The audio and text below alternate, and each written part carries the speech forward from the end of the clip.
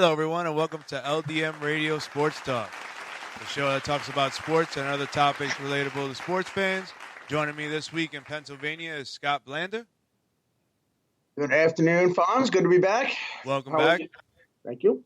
Thank you so much for coming in and filling in for me the couple of weeks. I said last week that I've been pretty jammed up, but so happy to be back and ready to rock and roll, make it rain.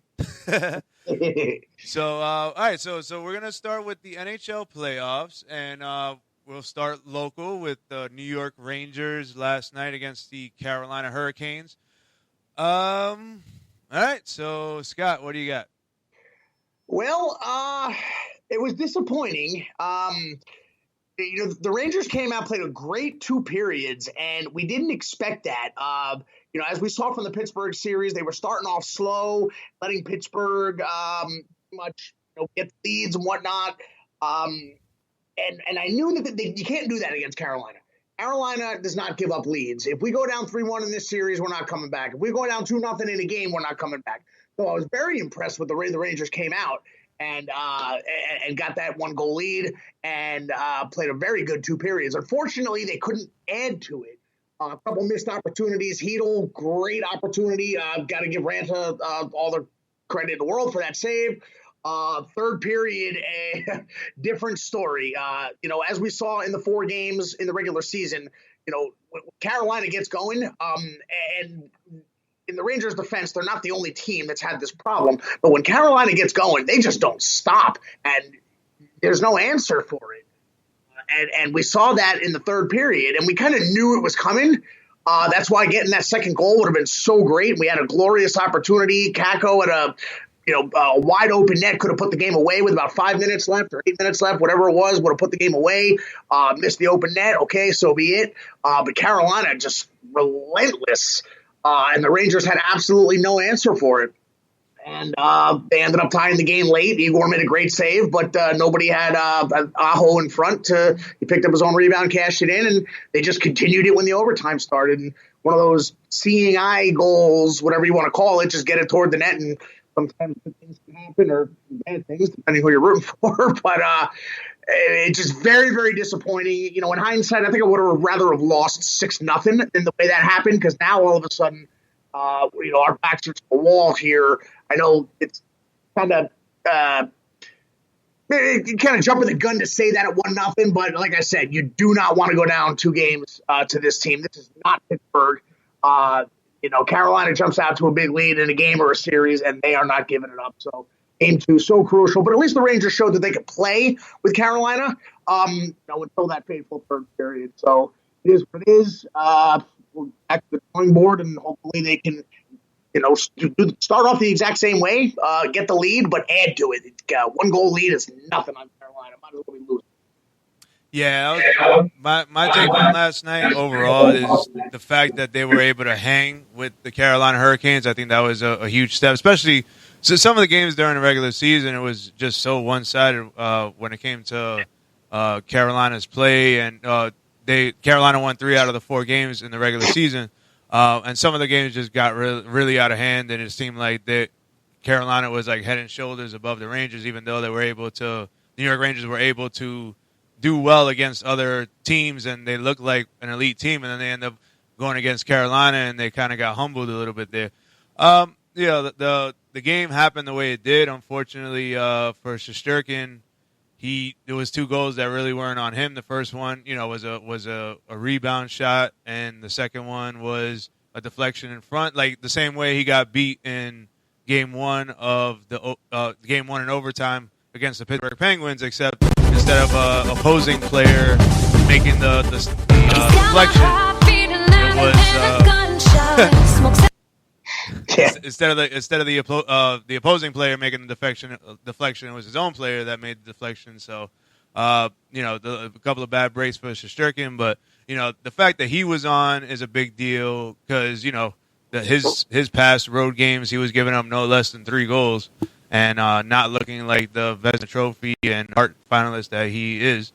So, we take it for what it is, and I think the New York Rangers, Rangers have positivity to build off of going into the rest of this series, whereas in the Pittsburgh series, especially on the road, they didn't come out strong, and it was really weird. It ended up coming to the point that it looked like the wheels were about to completely fall off. I'm not gonna say I'm too down about it. I'm not gonna say that I feel like they showed a lot of positives to build forward with. Yeah, no, I agree. They definitely came out stronger than I think that they did most of those Pittsburgh games. And you made a good point. Igor being back to the Igor that we saw, that is the Vezina leading candidate, was huge. I think, call it what you want. First playoff series jitters. The Pittsburgh crowd, I got to give them credit. They got to him. Maybe they did, maybe they didn't. I don't know. He took that nasty spill in that one game so there's a variety of possible factors as to why we didn't see the Igor that is most likely will win the Vezina. Why we didn't really see that in the first round up until that last game, really. The good news is, he did have to face a very hostile crowd, work through it, and now, you've been there, I've been there, Carolina, that place, they don't really get the respect of the national hockey, in the hockey world that they should for that fan base. That is a loud building. Yeah, we're going to put some people in there. We're definitely going to put some blue in there on Friday night, but that is a loud building. That is a tough building to play in for opposing players. They take their hockey very seriously. A lot of those Southern teams don't really get the respect of the fan base, but that is a legit fan base. That is a savage place to play. The good news is, if he was rattled by the Pittsburgh crowd, he certainly was not rattled last night. So whatever bitters and whatnot he had, he clearly got those out of his system. And so that's the good news. The Rangers have to be better. They have to be a lot better. Like I said, the way that they kind of hung around with Pittsburgh until they decided, all right, you know what, we're going to have a historical comeback. That ain't going to happen this time around. Carolina just doesn't do that. The Rangers motto, no quit in New York. Well, we saw Carolina's version of that last night. They really didn't show up for 2 periods. Their goalie kept it in it. It kept them in it. And Carolina's motto for that third period was hold my beer. The Rangers, they were just skating circles around him. And like you said, we've seen it in all 4 games. The irony of those 4 games is the one game that the Rangers actually won is probably the worst that they've won the entire all 4 of those games. It's disgusting winning that game. So, they got to be better. They sort of played a good 2 periods. They got to be better. That third period, that can't happen. That cannot happen moving forward. So hopefully they're working on that. We got, Blaze might be coming back. They're talking about Goodrow maybe in another game or 2, couple games. We need that physicality definitely. But some positives to take out of it. It's a bitter one, but moving on. They're down 1-0. Like I said, if they had lost 6-0. By one, lost a triple overtime like in that Pittsburgh. It's all the same thing. It's all one game. So work on it. And just come out better in game 2, and we'll see how the series goes. Yeah. I agree on that. And so let's just take a step back from last week because Adam Tannenbaum was on the show last week, and we made a couple of predictions and such like that. So Carolina ended up getting to 7 games against the Boston Bruins and then winning Game 7 at home, while the New York Rangers came back historically, again, from a 3-1 series deficit to win Game 5 at home, and then Game 6 they won on the road. That was the only game that they ended up winning in Pittsburgh, and then Game 7 winning it back in New York. Do you think any of those series had taken a toll on what you saw yesterday? No, I don't. And I think if anything, it's the reverse. I think if anything, it empowered them because they are buying into this no quit in New York motto. A lot of teams do that. They'll come out with the seasonal motto. And I don't know exactly when during the season that they adopted this, but they are buying into it. And I think that it empowered them. Unfortunately, I think Lindgren is basically being held together by a thread, and unfortunately, we're only 1 game into the second round, and we saw how bad, just how much of an impact he has when he was out, they had no answer to the Penguins. He came back and they won the 3 games. So without Lindgren, Fox can't be Fox. And Lindgren comes back. Fox gets 4 assists on 4 goals in Game 6. So Lindgren is huge. I mean, every time they show him on the bench, he's hurt. This guy is an absolute warrior. I mean, all these guys are warriors, but I think I don't think that the Pittsburgh series took a toll. I think, in my personal opinion, I think it's the opposite, and I think they're just really buying into this whole this no quit thing, and I think that they're getting better every game, and I think that they're coming together. Again, I don't want to make it the old excuse that they're exceeding expectations and they're ahead of the curve for where they should be for the rebuild, which of course is true. And clearly they got a couple holes to fix for the end next offseason. Again, I don't really want to have that conversation just yet, as we're only now 1-0 in the series. But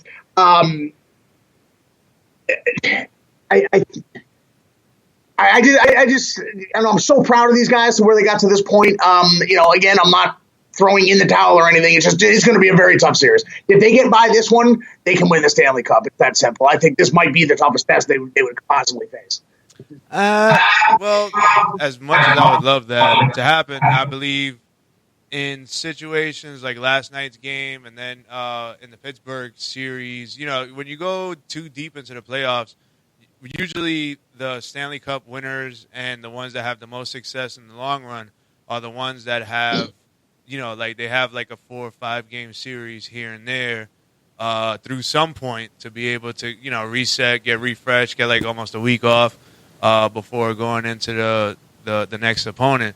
Now, games like last night are, you look at it, like it's still possible they can win the series and such like that. But when you look at the longevity of how they would be able to get down the playoff road and, be able to beat all these other teams, get essentially the 16 wins that they need all together, it's hard to do it, when you're playing over 30 games to get the 16 wins. So, we'll have to see how that goes. But, there's a long way to go to, they're only 4 down and they need 12 more wins to go. So it's a long road at that point to envision, but they definitely can't have games like last night happening. And when the reason why I brought up the Game 7 series, I think, that there's no competitive edge when it comes to that. But I feel like the slow start that Carolina had through those first 2 periods was attributed to the Boston Bruins. They're a very physical bunch, and you have Brad Marchand, pissing everybody off, and I think that series took a toll on them.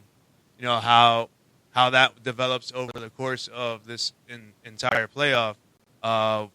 Through this entire series, will be interesting to see how we end up, how it ends up looking at the end. But I think that definitely 100% had some effect on them, and we'll see how this ends up going up the road. Yeah, and that's a good point, is that Carolina's not rested either. They went a 7-game series that, I think going in, or especially after the first 2 games, they won very handedly. I don't think anybody expected them to go 7 and finish in a 1-goal Game 7. So that's the good news for the Rangers, is that Carolina is just as beaten up in a series that, yeah, you'd like to go 4, 5, 6 at the most in the first round if you have legit Stanley Cup aspirations. So that's the good news for the Rangers, is that Carolina's tired as well. Just think it's a little different situation in that Carolina, like, this is their time. It's been their time. Carolina's clearly not just happy to be here. They're they're at their peak and they're expected to compete for the Stanley Cup. They went. Disappointing finishes the last couple of years. They have the mentality that this is their year. So I think the 7 games for them was probably detrimental in that first round. Whereas for the Rangers, since this is all brand new for this bunch, and they did absolutely exceed expectations, I think maybe. Yes, the whole restless rust argument. You can point out, results to support either end of that, of course. I just think that they went through some growing pains that they needed to go through. a lot of, because there's a lack of playoff experience here.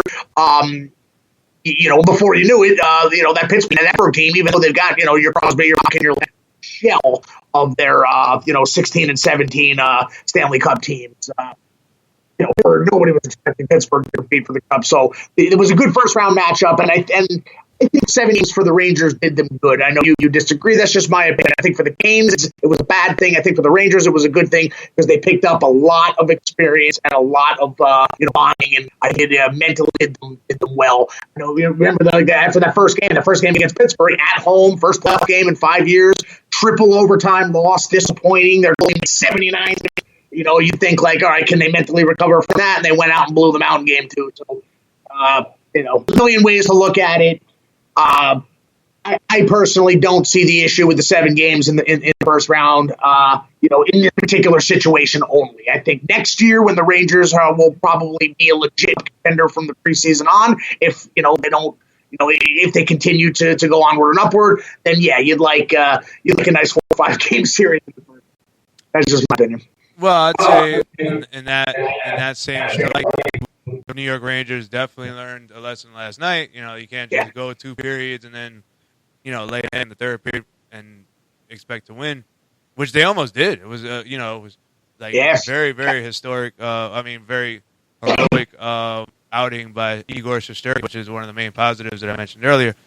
Now, looking ahead, I'm going to say that. Basically all these lessons that they're learning, they're going to have to move forward with it. One thing that was just glaringly bad, and, as far as the whole season, the Rangers on paper, they have a lot of, rough stats that you wouldn't expect from an elite team. And, basically just going through the motions. Not every team is a super complete team aside from maybe the Avalanche, but, each team has their own glaring weaknesses, which makes it competitive because not every team is perfectly set to the point that they're just winning every single game. In that light, we have the face-off circle, which was just absolutely awful last night. And brutal. Especially in the third period. Seems like the Rangers really haven't had a great face-off team, in decades. They were pretty solid when Callahan and Boyle were, around 2012 when they were going at it, but ever since then, it just seems like that's always the detriment that sinks this team. And last night there was no exception to that. No, and I agree 100%. Some people like to downplay the importance of the face-off. I can think of several huge goals, like the 2015 that. Overtime winner against Washington. That was a face-off that they won deep in the zone, 2 passes, and it's in. Also against Washington 2013 or whatever it was, the one where they tied it with 7 seconds left. That one in overtime was won on a face-off win. So, winning face-offs has to improve. Zibanejad's a phenomenal center. You gotta love the guy. He's got to do better on face-offs, and I think they definitely do miss a guy like a Boyle, like that versatile. Healthy killing is good, but yeah, that meat and potatoes type of guy that is not going to light up the scoreboard, but he does those things behind the scenes, the face-offs, the forechecking, the penalty killing, things like that. Those are the kind of things. That was the first really thing that the Rangers kind of addressed in the offseason when they started to get the guys like Goodrow and Reed. So the Rangers basically built from the bottom 6 up to return to playoff status. So now all they're missing, is a couple of guys who can win faceoffs. I don't know if a guy like Zibanejad, who's pretty much a superstar anyway, can you add that to his repertoire at this point in his career? I don't know. Maybe there's a clinic he can take, some kind of NHL faceoff clinic. But yes, faceoffs is a huge problem, and it's costing them. So I don't know what the answer is. Yeah, face-offs are interesting when you talk to different people. Some people think it's not that bad. You end up regaining possession anyway. But I think it's just the momentum swings and what can happen.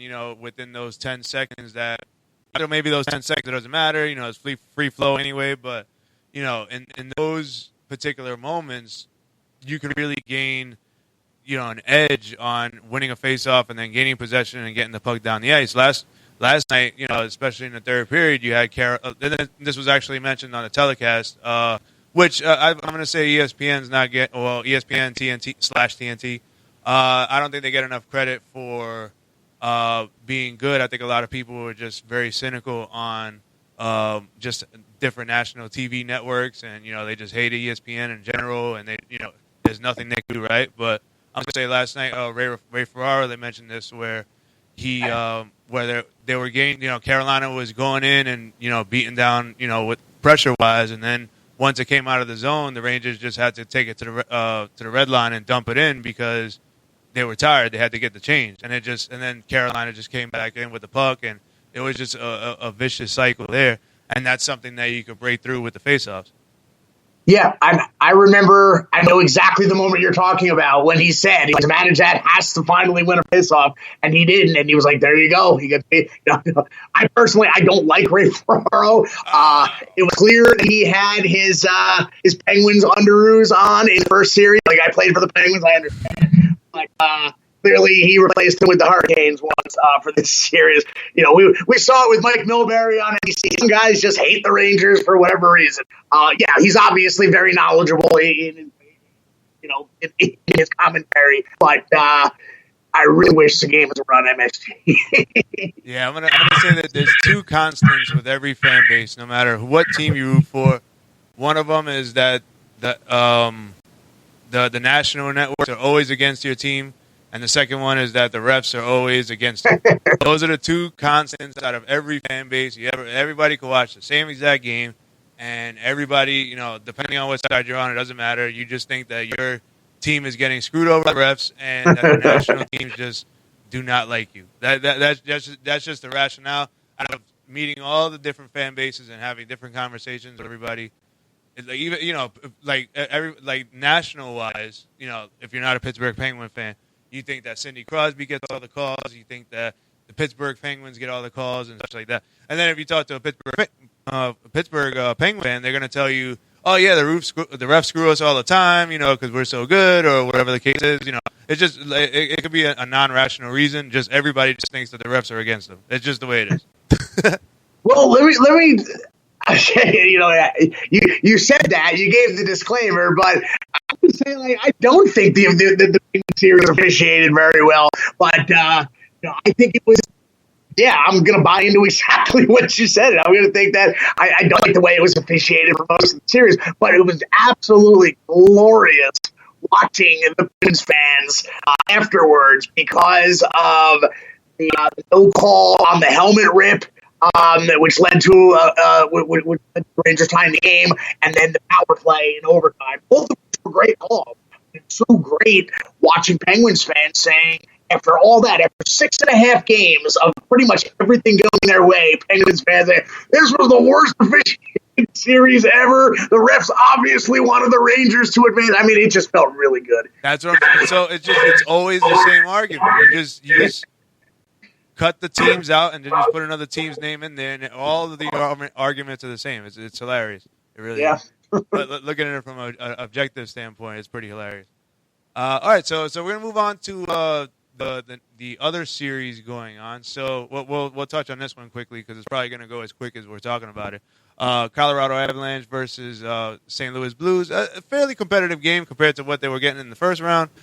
Against the Nashville Predators, but the Colorado Avalanche, what are we thinking was going on here? Do we think they're just going to mud stomp everybody and get to this Stanley Cup, or is there a clink in this armor?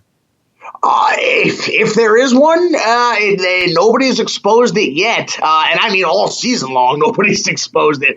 And don't let that box score fool you, or at least the actual score fool you from game one.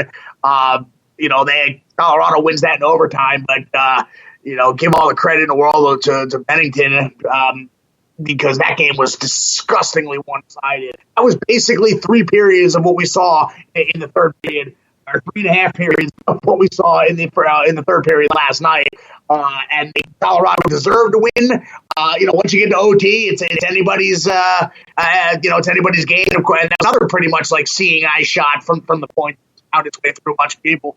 But don't see the rest of the games going like St. Louis is a great team, but I don't think all the games in the series will be as one-sided. It might not sweep. I'm thinking Colorado in 5. I think they're just a juggernaut, and I don't think they're going to go 16-1, 16-2, win the Stanley Cup. But I don't, as good as St. Louis is, I don't really see them giving Colorado much of a fight in this series. That's just my opinion.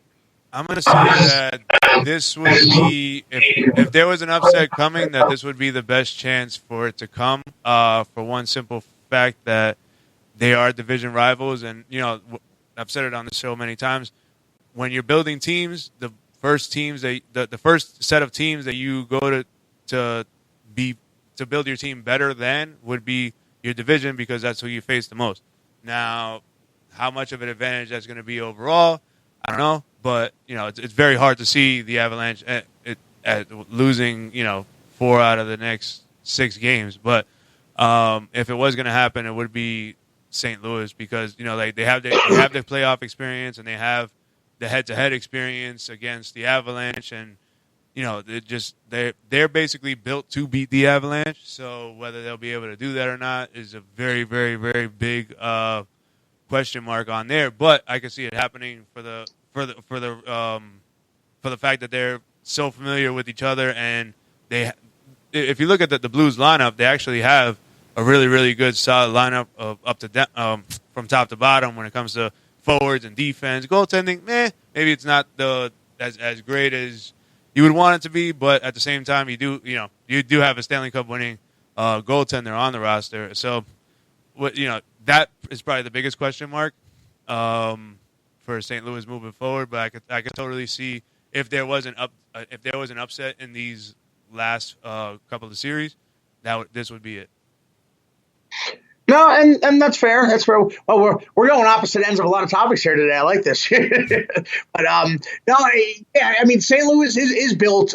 You do have experience there, and you do have a Stanley Cup experience goalie there as well as a good core of that St. Louis team. I've actually seen them play. I was out in St. Louis a month ago and watched them play Minnesota, which I thought would be a closer series than that was. That game went overtime in a regular season game, and the whole division rival thing. I just again, nothing against the Blues, but from what I saw in game, and again, it's only game 1. We could see. Game 2 has absolutely nothing to do with game 1. Game by game thing. I don't believe in momentum carrying over. I don't believe in how do you recover from that whole mentality. So it's a brand new game in game 2. I understand that. I just Colorado is just possessed right now. I mean, they really are. They need a humbling moment, and we haven't seen it yet. Yeah, it'll be interesting to see how that unfolds for sure. All right, so then we'll go back to the East. So the Battle of Florida, we'll go back to the Eastern Conference. The Battle of Florida is Tampa Bay Lightning versus the President's Trophy winning Florida Panthers. First game, Lightning ended up winning. So on to game 2, which will be tonight. What are we thinking about this series? And will we have the prospect of a new champion when this series is over? I don't think so. When this series is over, a lot of people were sleeping on Tampa this year, and you win back-to-backs. Has the old saying going, you're the defending champs until you're not, and they're the back-to-back defending champs until they're not. And the mighty Leafs, which is hilarious. They took care of business there. In Toronto, Game 7. Of course, Toronto, a very difficult place to play in the playoffs.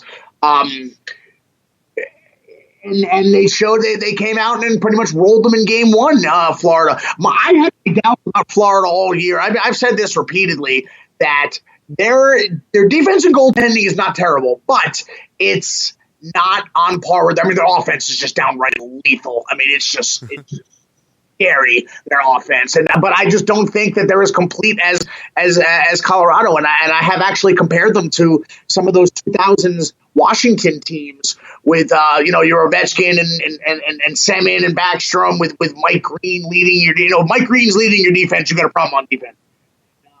he'll score a bunch of goals, but he's also going to let up a lot of goals. So, and that's why those Washington teams that won the division every year could not get out of the first or second round.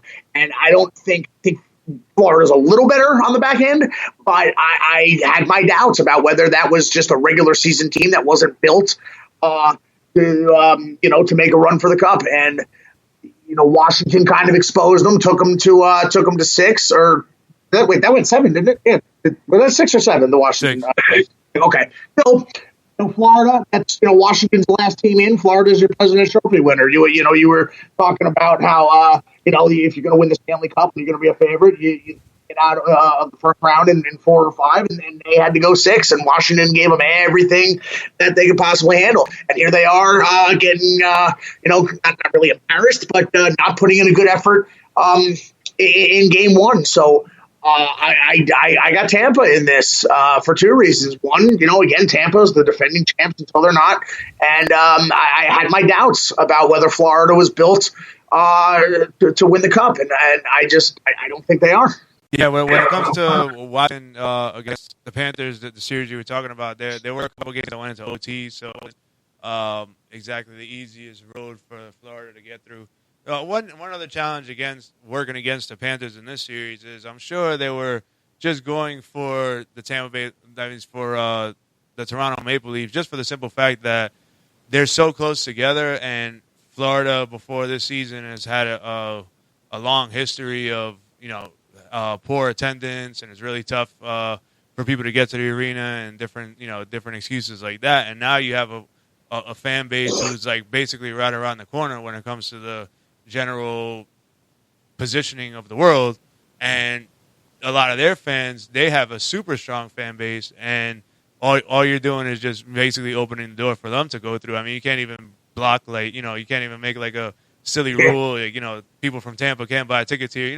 There's really nothing you could do about it, and I think that kind of works against them when it comes to the home ice advantage over somebody else who would just be from a different state and a different part of North America, which it would have been if Toronto would have been able to hang on to that win. So, but they are where they are right now, and I think I'm going to say that Florida. This is going to be a super tough battle. The biggest thing is going to be stopping Nikita Kucherov, because that guy is just an absolute monster when it comes to playoff hockey. Yeah, and he's just like, there's nobody in the game more money than him. It just doesn't matter what the situation is. It doesn't matter what's going on. Like, that guy performs, and it's exactly what you would want from an elite superstar, and he just does it on a super consistent basis.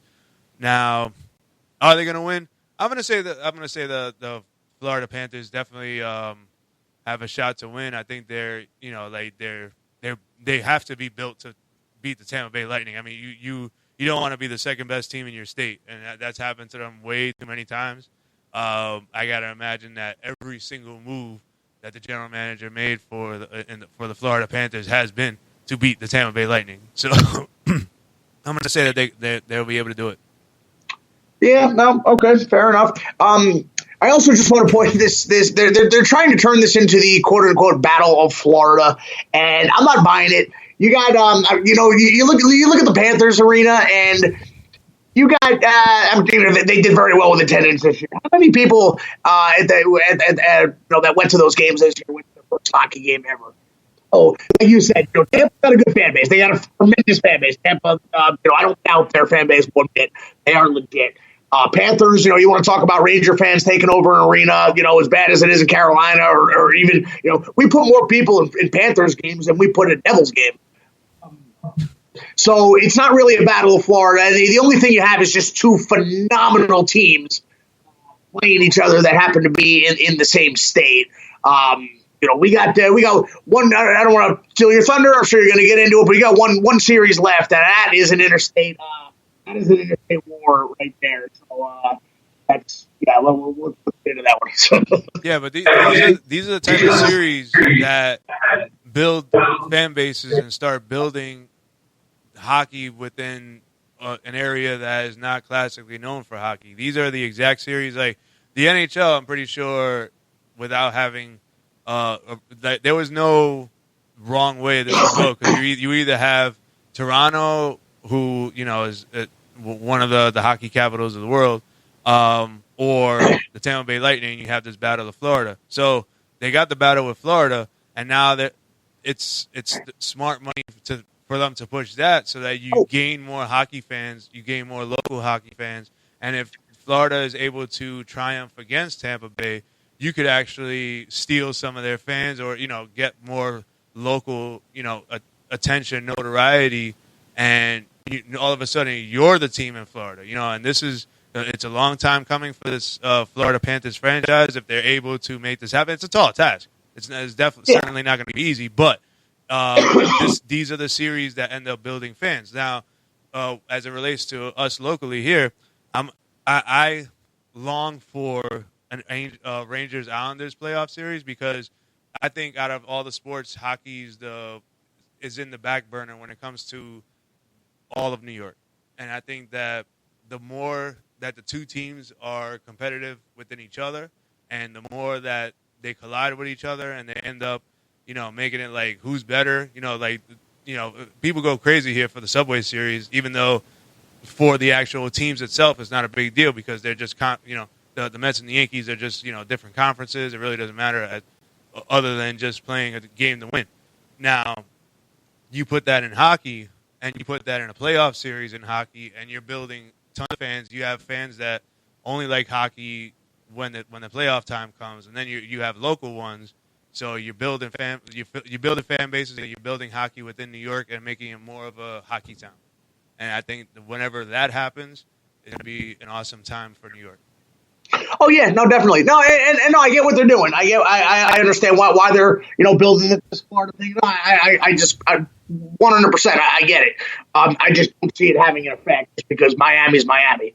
I mean, don't forget, this is this is a city that when the Dolphins were going to the playoffs every year with Dan Marino, one of the best quarterbacks of all time, they were still having their playoff games blacked out, because they couldn't sell out a playoff game with Dan Marino as their quarterback. So Miami's just Miami. When they've been to the finals in '96, yeah, everybody was there. But they're a very bandwagon city. I'm just going to rip on Miami for a second here. It's just a very bandwagon city.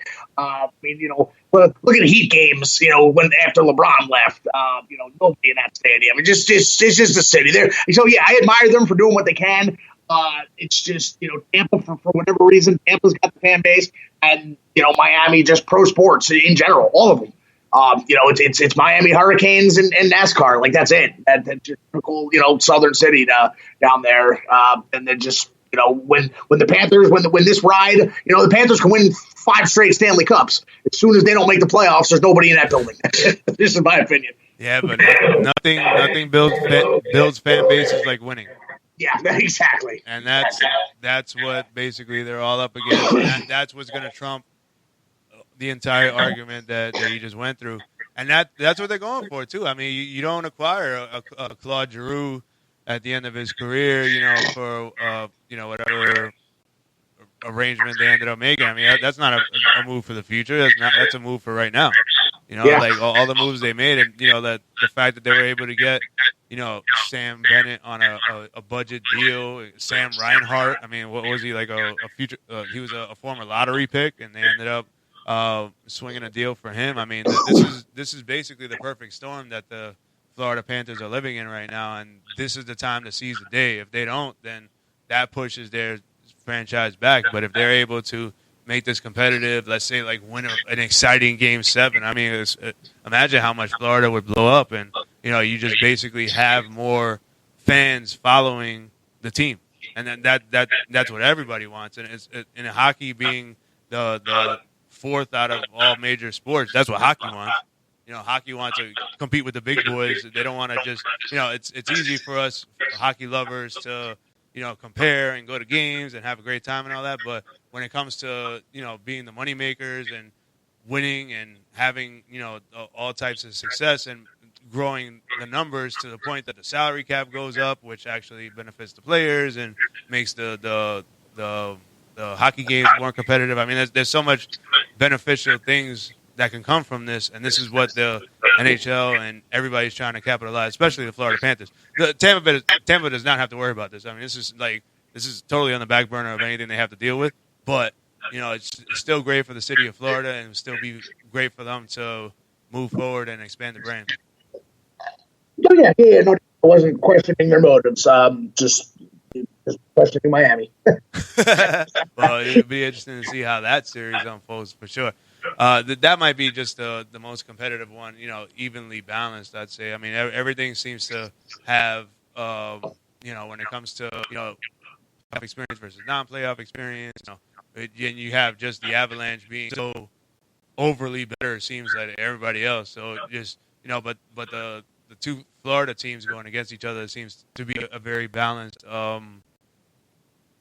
set of games, to the point that it might just go 7, and it might just be like, I don't think anybody's going to really get super blown out from here on out. So, all right. So the last playoff series we got going on is the Battle of Alberta, which I'm sure anybody who's Canadian would definitely disagree with anything I just said before getting into this one. But we have the Edmonton Oilers versus the Calgary Flames. Flames had home ice. They ended up winning the game from last night 9-6. Yeah, clearly both goaltenders did not get the memo about what time the game started. That's something you don't see every day in 15 goals in and over. But yeah, that is just straight up Civil War. I got a friend out there in Calgary, season tickets, and he was texting me during the game, and kind of felt bad because I told him, the Rangers and Flames have been playing on the same night, both series, and I kind of feel bad because I told him, I said, depending on how the Rangers game goes, if I'm upset, I'm not going to be looking for a second game, so no offense. So he probably noticed I stopped replying somewhere in the first period on his game. But they're excited about that, and that's just the whole country is involved in that. We got two teams there that, with the exception of each other's fan bases, nobody really hates those teams. Like the Leafs are basically the Dallas Cowboys of the hockey world. In that, if you don't like the Leafs, you hate the Leafs. And I actually had this conversation with him because it's a Canadian team hasn't won the Stanley Cup since 1993, and they're salivating for it. And I asked him, Patrick and Montreal, both of them. I asked them both, and I said, obviously we want a Canadian team to win the Stanley Cup. Like, is it okay if the Leafs do it? They both said no. They said, keep the Stanley Cup in the United States before Toronto wins. So, everybody hates Toronto. You don't like them. Say Montreal. If you don't like Montreal, you hate Montreal. Those two teams, the country get behind, and the rest is, basically the entire country is in on that series because it's such a huge rivalry. We don't really know about it down here. I mean, you and I are hockey fans, so we know about it, but your average, American sports fan doesn't really know just how big of a deal this is. It's the first time it's happened since 1991. This is a huge deal. There, not just in Alberta. This is rocking the country. So, this is exciting stuff. It's just that it has to happen in the second round. This would make for a much better conference finals, but it is what it is. North of the border, the entire nation is excited about this. And as hockey fans, I'm excited about this. I'm assuming you're excited about this. And the game was just nuts. I don't anticipate every game being a 15-goal game, but that's just both. Calgary hit the ice running, went up 5-2, or might even have been 6-2 that they blew. But Edmonton comes back, ties the game early in the third. I mean, Connor McJesus is that guy is just ridiculous to watch. He engineered that comeback. And the Flames, you think you blow a 6-2 lead in the playoffs in the third period, you would just kind of put your head down and call it a night. But Calgary was just not phased at all and came back and scored 3 straight goals to not only ended the win in blowout fashion. So both teams clearly excited. Defense and goaltending needs to read their emails a little better. Yeah, it's definitely not your typical hockey game. I think with obviously division rivals, same state, bad blood. There's all types of the different cliches that we've actually already discussed on these shows. But I think in this particular series, there's such bad blood that it's just, you have your hits and you're taking your chances. I think maybe a little more than you normally would, and it's just last night's game was just absolutely ridiculous from an actual hockey fan standpoint. It was great, great action. If you love scoring, then that was the game for you. But when you look at like what the coaches might have been thinking, when you go through the X's and the O's and you're trying to your bases, it's just everything just went flat. And that was just a game of survival and just trying to do basically just get through it and do what you can. Moving forward, there's definitely going to be more like things like this and more bad blood going. I expect it's going to be probably going to. I'd say this would lead probably all of the playoffs in fighting majors and penalties, and just because there's just that bad blood that just exists between these two teams. It's exciting to watch. It's amazing. I mean, when you all your channels follow, it's just amazing to sit back and watch this one. Unfortunately, I did not watch this one because I felt the same way as you did. As soon as that OT went in, everything went down. Off the team, that was it. These are the series that are just epic to behold, and why the playoffs are so great. Yeah. It really is. This is every bit Rangers Islanders. On a grander scale. And, I personally, I like a high scoring game, when I'm a neutral observer anyway. For my own games, yeah, I don't want a 1-0 shutout, but, I want a 6-0 shutout in my games. But from a neutral observer where I don't know how I'm going to fight, I want to see just goals all over the place. I'd much rather see, goals always than somebody win 2-1 in overtime and each goalie having 65 saves. That's just my opinion. I'm the same way. Like in a baseball game, I don't want to see both pitchers on one hitter. I want to see 6 home runs on each side. I'm an action. I'm an action sports fan. I just that was the perfect game. For my entertainment, for my dollar, that was the perfect game. For me, and that 9-6. I love it. So I'm actually expecting a much better effort from the Oilers. I actually picked the Oilers to follow through and end up winning the series. We'll see how it goes. Be interesting to see if that's even possible. All right, so that does it for our show this week. Thank you very much, Scott, for stopping by again. Thank you for having me. Always a pleasure. All right, we'll be back next week. My name is Alfonso Caldero, LDM Radio Sports Talk. Bye.